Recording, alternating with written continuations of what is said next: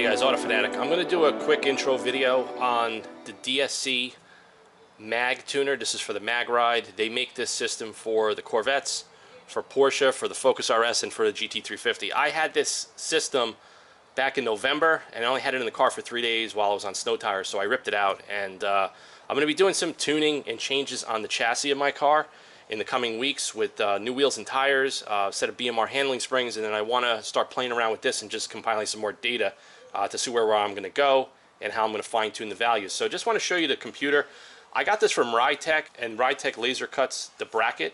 If you don't get the bracket, you have to drill out the factory one that has spot welds, and then you could bolt it together with screws.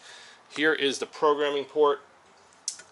Gives you a USB cable, and then you could download the software and drivers onto your Windows 7 to Windows 10 laptop, and you could kind of go in there and change the values. So a little introduction on this stuff. The mag shocks, the way they work, there is magnetically charged fluid that's inside the body, and by the computer and sensors throughout the car, it will manipulate and change the voltage values according to the sensors and the conditions of the car. So the way this is going to work is the values that are programmed into this module, as far as the voltage that goes to each corner of the car into the shock body, is going to be completely different than the factory. That's what they're saying.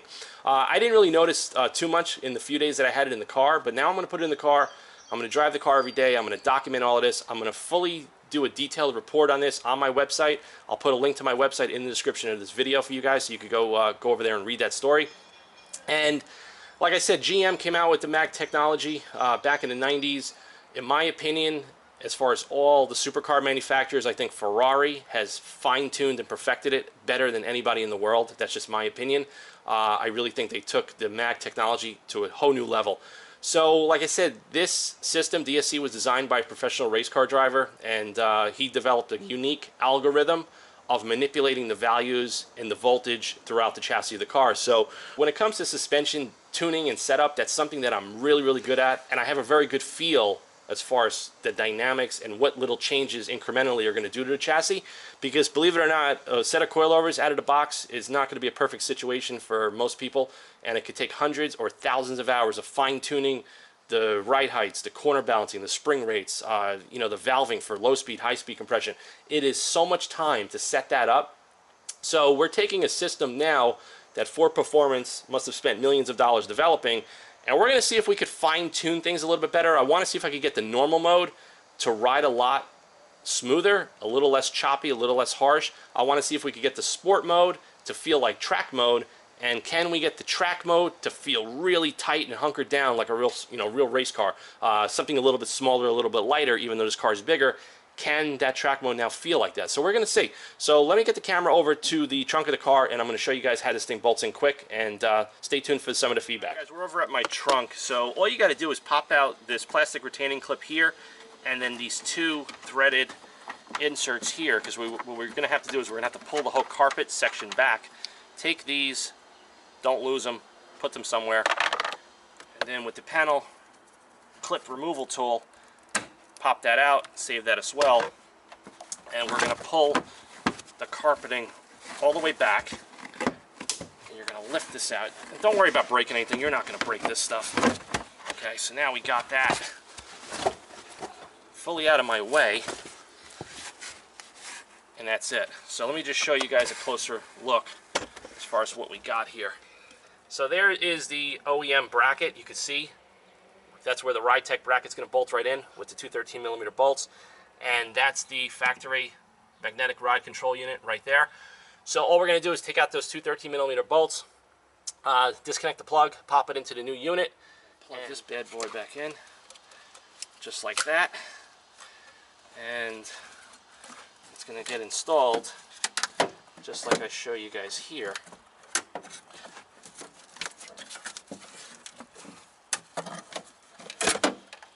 Yep, I just lost the grommet. It's the programming port, so you could actually access the programming port without removing this from the car, which is properly designed, because if you had to remove this from the car every time you wanted to tune it, that would suck.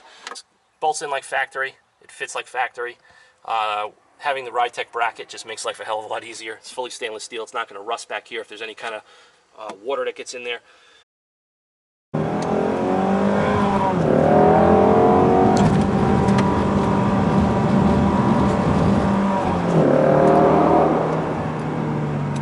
guys, I'm back. I've been driving around all weekend. It's Sunday evening right now on the DSC Magnetuner, and I got like a lot of good feedback now.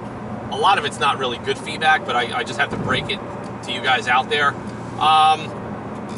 The car right now, when it hits bumps, especially around here, this is really what a good test of setting up a suspension is how well it can handle the low speed, impacts around New York.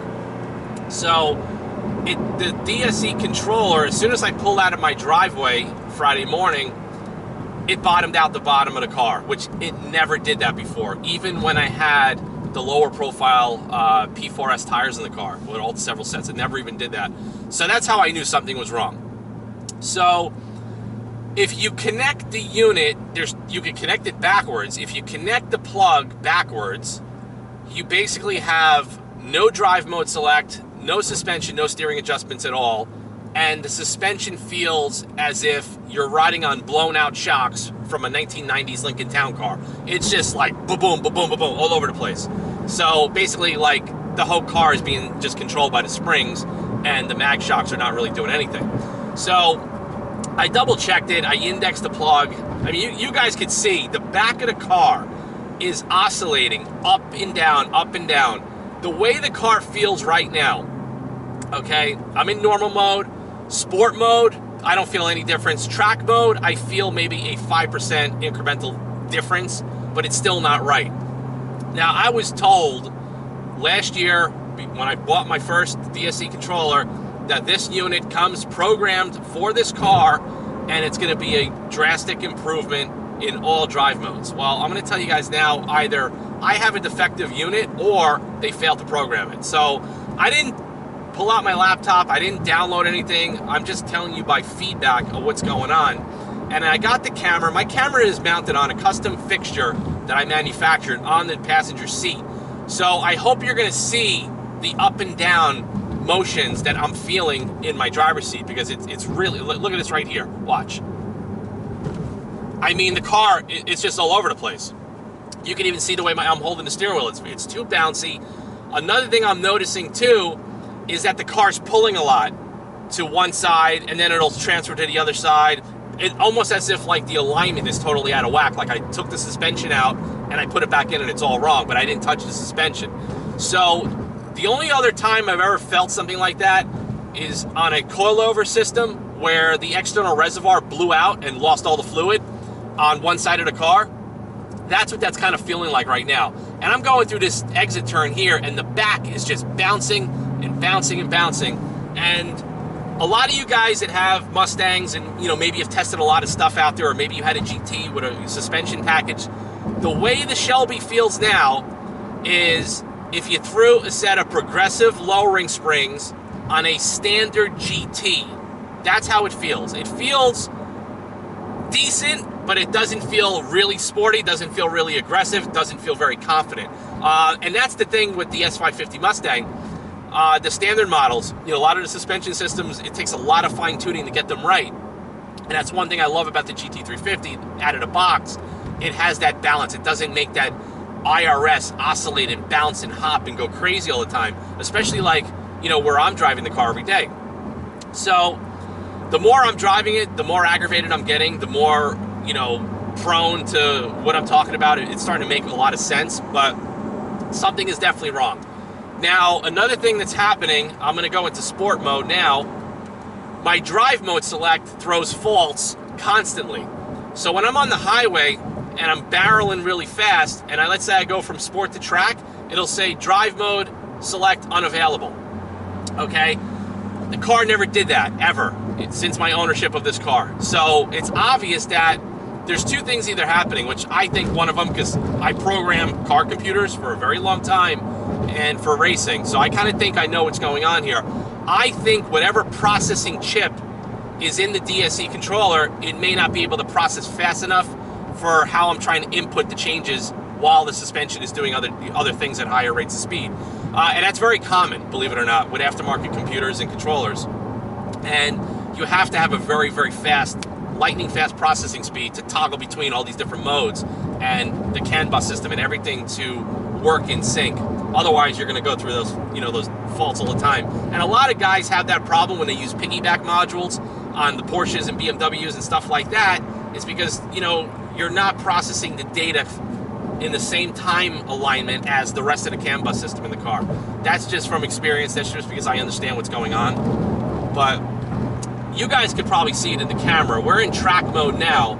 And like I said, the impact of the bumps and the roads is much less harsh, but the handling is just, I barrel through this at 65 miles an hour. I'm at 38, and I just don't have the confidence because the back of the car is so soft and so loose, it just doesn't have the confidence anymore with this car.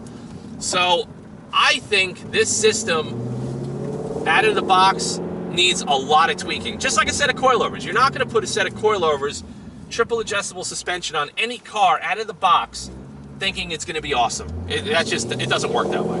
But, my conversations with them last year, they said that this is programmed to take the factory setup to an entirely new threshold and level. And I'll tell you right now, the way my car feels now, I almost wrecked it yesterday going through some twisty turns up north. If you were to take this on the track right now, you're going to get killed. You're going to end up in the wall immediately because the back of the car has no composure. It's all over the place. Now, so what's happening now is I've owned a lot of cars and I modified hundreds of cars. The way this car feels now, as far as the suspension, it feels like I had two V2 CTSVs, a 2010 heavily modified and a 2012 heavily modified. My 2010, I did a set of D3 lowering springs, which they're a progressive rate spring, and that had, of course, the magnetic shocks. But the old generation, and this is exactly what it feels like. It feels compliant, but not aggressive, not track-worthy, not really what I want. I mean, right now, I'll be honest with you, all weekend I've been driving the car, I'm bored out of my mind. I just don't have the confidence, and until I speak with these guys and really get a handle on what's going on, I'm not going to go further. Like, I'm not going to put the BMR springs with this thinking it's going to solve the problem, because right now I know the dampeners are not doing what they're supposed to be doing.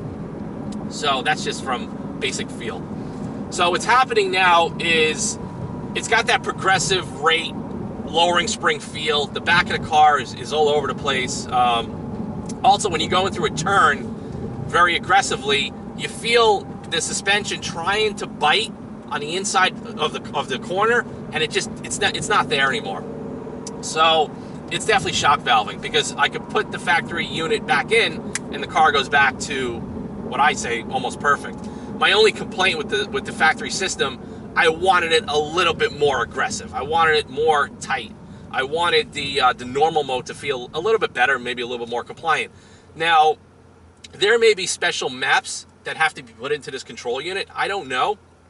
But to be honest with you, they told me it comes pre-programmed out of the box. So unless they come back to me and say, hey, you need to download this firmware or this update or this map, then I really don't know what the solution is to solving this, because a lot of guys have put these things in their cars and a lot of guys didn't like them.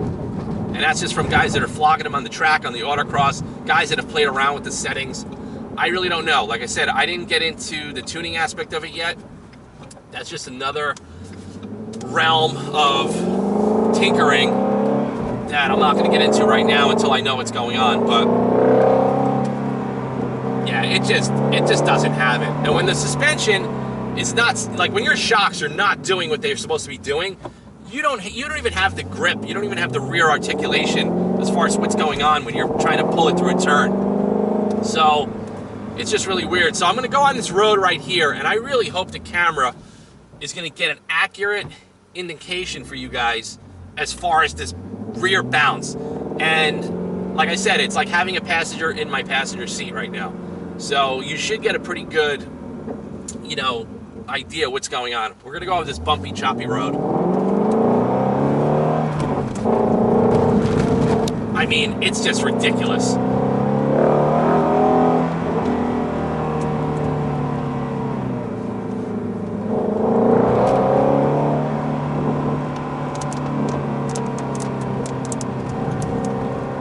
feels terrible, in my opinion. It feels wrong. It feels out of balance. And I'm going to be honest with you guys. I'm going to put the BMR springs in, most likely in the next day or two. And I am almost positive from experience that those springs with the factory shocks and the factory shock tuning is going to be a phenomenal upgrade. And that might just be where I'm going to leave it. Anybody that has a GT350 or R and has a DSC Magnetuner, I want to hear feedback. Out of the box, how did you like it? Did you tune it? What sort of maps? Tell me, because there's no information on their website. I can't find any information on the RideTech website. So I'm kind of going at this blind right now. And it's just one of those things that it's just driving me crazy because the car does not feel anywhere where it's supposed to be. It took all of the sport out of the chassis right now, and all of the control and all of the balance that Ford Performance spent years of fine-tuning with this chassis. They kind of took it and kind of threw it down the toilet. And that's not really what I want this car for. If I want it to feel like a CTSV, an old CTSV with lowering springs, you know, I'll go buy another one, but that's not what I want. So, see you guys soon. Catch you later. Autofanatic@yahoo.com. Take care, guys.